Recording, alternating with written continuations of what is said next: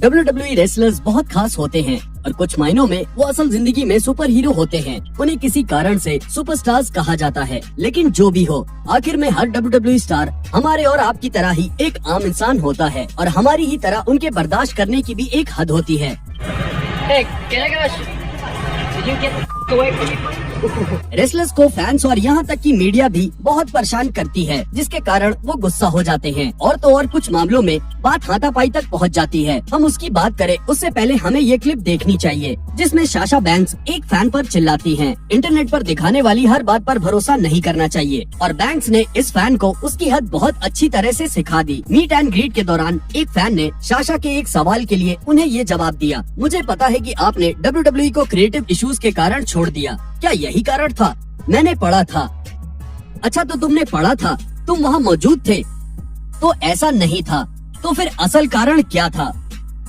मैं ये तुम्हें क्यों बताऊं? मैं जानना चाहता हूँ।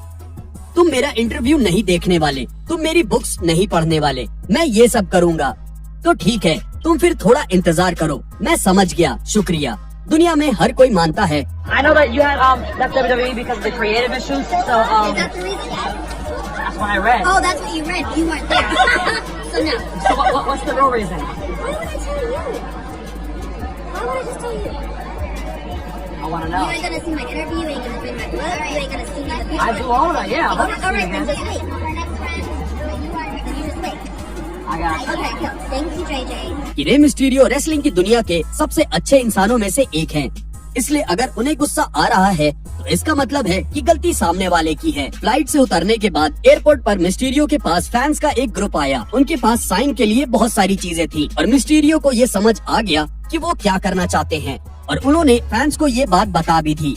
वो अब हमें ऐसी बकवास चीजें नहीं करने देते। मैं माफी चाहता हूँ, मैं साइन कर रहा हूँ ताकि तुम लोग पैसा कमा सको और हम दिल से इसकी तारीफ करते हैं। मैं बचपन से आपका फैन हूँ। फैंस मेरे पास आकर ऑटोग्राफ मांगते हैं। मैं आपका फैन हूँ, इसलिए मैंने साइन किया।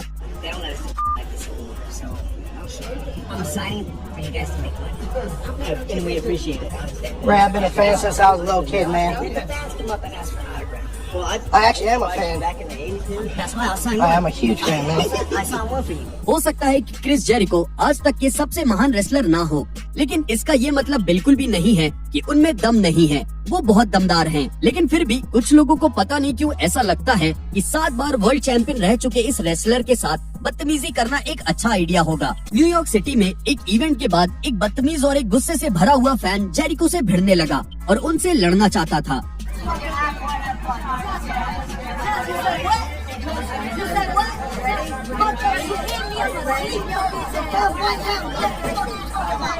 फैन की बदतमीजी के बावजूद भी जेरिको शांत रहे और उन्होंने ज्यादा कुछ नहीं किया। हालांकि कनाडा के स्टाइल में ही जेरिको ने बाद में ये कहते हुए माफी भी मांगी कि उन्हें उस बदतमीज आदमी पर ध्यान नहीं देना चाहिए था। लेकिन जब जेरिको अपने देश में थे तो एक बदतमीज फैन को जवाब देने के कारण काफी बड़ा बवाल हो गया। हम जल्दी वो क्लिप भी दिखाएंगे, लेकिन उससे पहले हम बात करते हैं MJF की, जो कि काफी हद तक जेरिको जैसे ही हैं। मैक्सवेल जेकब फ्राइडमैन III को बहुत से लोग AEW का सबसे मशहूर रेसलर मानते हैं और मजेदार बात तो ये है कि फैंस इन्हें इतना ज्यादा पसंद इसलिए करते हैं क्योंकि वो बहुत बदतमीज हैं।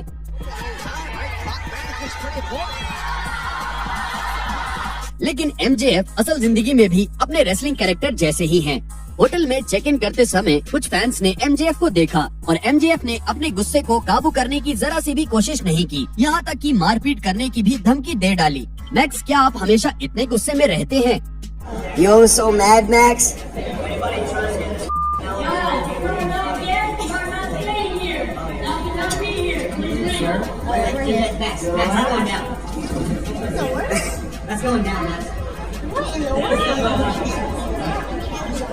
Really shows how much he cares for his fans.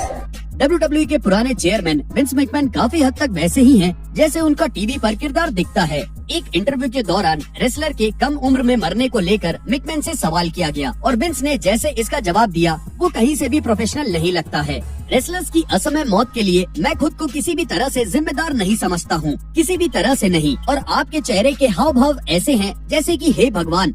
हाँ, मेरा मतलब है कि कोई जिम्मेदार नहीं। उन्होंने आपके लिए रेसलिंग की है, वो आपकी कंपनी का हिस्सा थे, उन्होंने सैकड़ों दिन आपके लिए काम किया है, उन्होंने ये जिंदगी जी ताकि हे भगवान तुम्हें भरोसा नहीं हो रहा, आप ऐसा कैसे कर सकते हैं? कैसे? विंस, आप ऐसा कैसे कह सकते हैं? नहीं, मैं सच में जानना चाहता हूँ, क्योंकि मैंने तुम्हें बताया कि ये रेसलर कंपनी के लिए एक समय पर काम करते थे।